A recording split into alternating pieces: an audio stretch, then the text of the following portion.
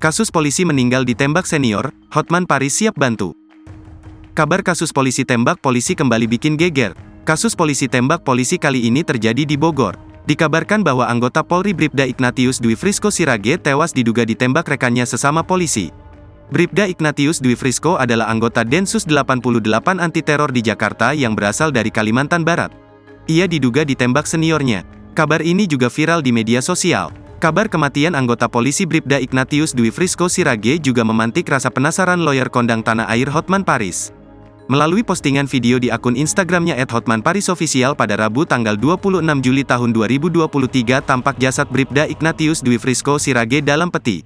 Hotman Paris yang seorang pengacara kondang menyatakan siap memberikan bantuan hukum secara gratis kepada warga yang mencari keadilan.